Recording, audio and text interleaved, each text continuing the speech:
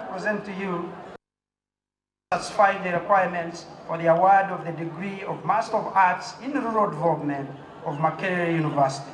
Mu bayizi abatikiddwa ku lunaku olwokubiri mubaddemu abasomesa, bannamawulire, abasomye embeera z'obuntu, ab'ebyenkulaakulana n'abalala bangi.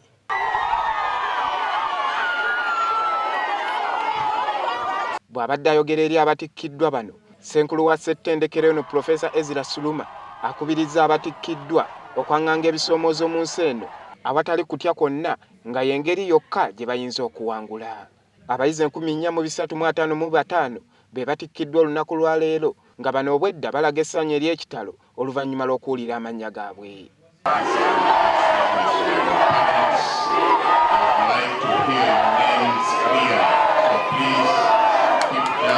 Mu batikkiddwa leero era mubaddemu n'abatikkiddwa diguli yaabwe ey'okusatu era omu ku bo Dr. Kanakulya Dickson annyonnyodde ensonga lwaki eggwanga lyetaaga abantu abayivu ng'ab'okussaalye. Ensonga lwaki ndowooza nti PhD zeetaagisa mu ggwanga kubanga okunoonyereza kulaga nti abanoonyereza baba basoma PhD abasobola okunoonyereza obulungi ensonga ne bazisengeka bulungi bayina kakwate oba bayina kyebongera ku kukulaakulana kw'eggwanga kugeza bwe mbazijjukidde bulungi research eraga nti Uganda erina abantu abalina PhD 20 mu buli miliyoni y'abantu naye amawanga agakulaakuladde agali waggulu nga Sweden, Norway n'endala bayina abantu abalina PhD 100 n'omusobyo buli miliyoni y'abantu. Ekitegeeza nti kunoonyereza abakenkufu mu kunoonyereza bayina kinene kye bongera ku kukulaakulana kw'eggwanga.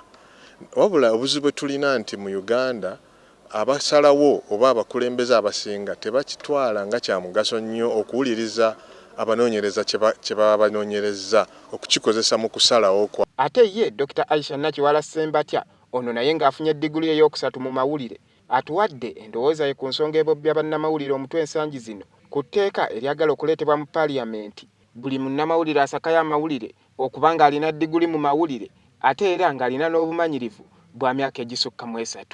Kwenyumirizaamu gye ndi nze ng'omuntu ne famire yange naye okusingira ddala kyakwenyumirizaamu eri department yange eya journalism and communication kubanga twetaaga abakozi abatendekebwa obulungi era nsuubira nti olwaleero kyenkoze okubeeramu abo abafunye doctorate ku Lusozi Makerere kigenda kweyongera okunyweza department yange ya journalism and communication.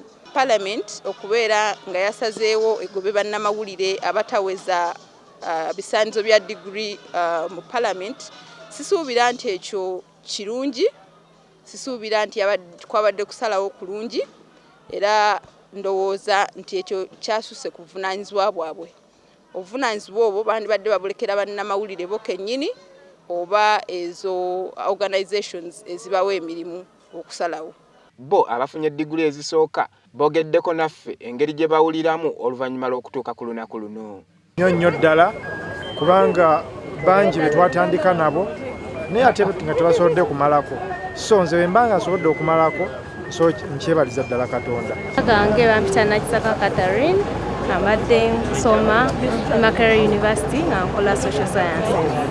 Essanyu lingi nnyo era nebaza Katonda ewamu ne bazadde bange mikwano gyange na buli muntu yenna annyambye mu kusoma kwange mwebaliza ddala Mukama amuddizeewo.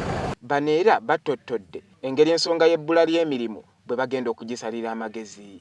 Ebintu ebyenjawulo bye ngenze nfuna nga experiences okuva mu discussions ze mbadde nkola tests ze mbadde nkola group emikwano gye mbadde nnina byonna wembigatta wamu nengatta tene ku koosi yange ndabira ddala nga nfunye kinene nnyo era bino ebintu sobola nti sisuubira nti ngenda kubirekawo bwentyo bigenda kuntwala mu maaso ngeno koosi yange wedde mbadde nnyina wenkola nga nkola ku koosi yange kati ate bwe ngattako experiences ezinjawulo ze nfunye wembigattira wamu byonna mba ndabira ddala ngenda kuba muwanguzi. Amatikkira ga leero geetabiddwako Katikkiro wa Buganda Charles Peter Mayiga ng'ono abadde ne muwala we atikkiddwa olunaku lwa leero mu busomesa.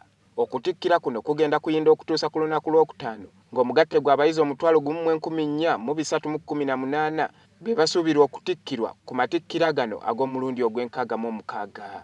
Andrew Kagwa, WBS TV. ku kasozi k'abayivu e Makerere.